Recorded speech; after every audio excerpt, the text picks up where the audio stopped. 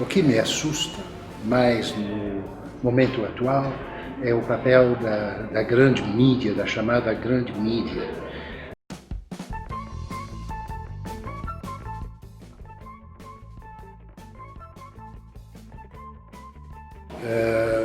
Eu sou canadense, eu nasci e cresci nas sombras de Radio-Canada, que foi criada sobre o modelo da BBC e que tem os mesmos critérios de excelência jornalística.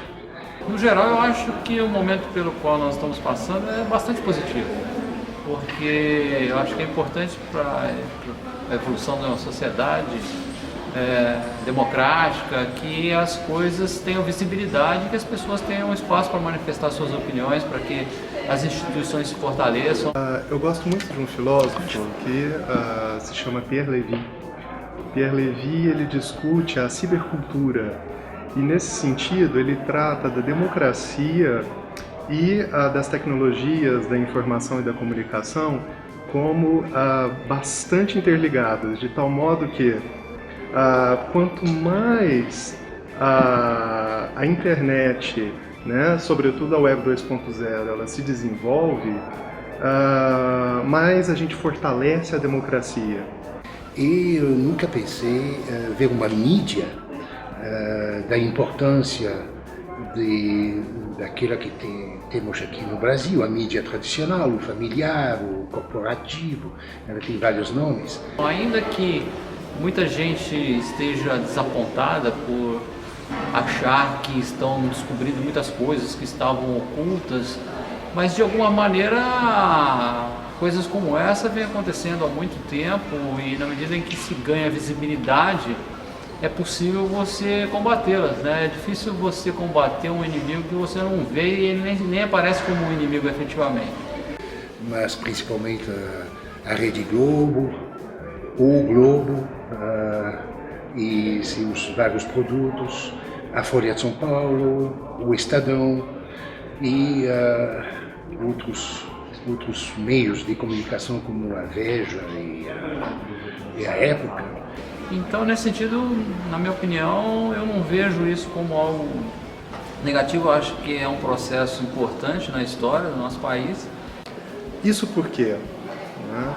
Porque a liberdade de expressão, a autonomia das pessoas é fundamental para a construção de uma sociedade onde o poder seja distribuído, né? Onde tenha uma igualdade de modo cidadão para todos, onde a gente possa constituir essa sociedade de modo igualitário.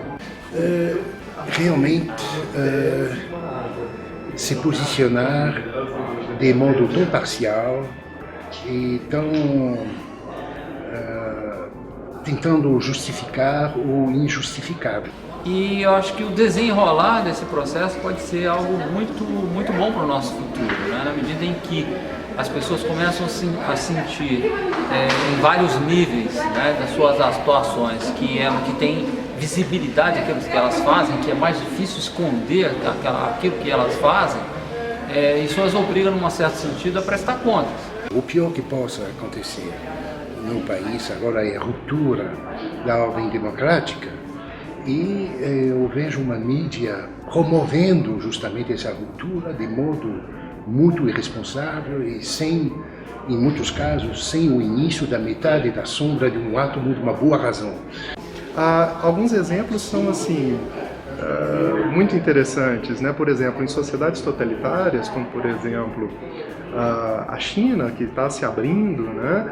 Ou mesmo nos países da Ásia, né? Os países ditos árabes, existe então uma opressão em torno da internet. Por quê? Exatamente porque ela é um vetor de democratização e da distribuição do poder. A questão das contas offshore que estão sendo reveladas está repercutindo no mundo inteiro. O primeiro-ministro da Inglaterra está numa situação constrangedora. Pessoas que têm funções importantes no mundo inteiro estão tendo que explicar por que eles não pagavam impostos, por que eles tinham... Em razão justamente desse posicionamento da mídia que mexe com as cabeças dos eleitores, ao invés de se preocupar em informá-los. Então essa questão da visibilidade, né, para aquilo que é considerado socialmente criticável, eu considero muito positivo. Duvido da representatividade de certos movimentos e, particularmente, da representatividade da mídia, da grande mídia. E nesse sentido, a mensagem que eu gostaria então de deixar sobre o tema, para a gente, né, é a seguinte: a gente precisa lutar pela democracia, lutando pelos meios de comunicação onde todos possam se expressar e que todos possam ser respeitados, ouvidos, né, de modo igualitário. É isso.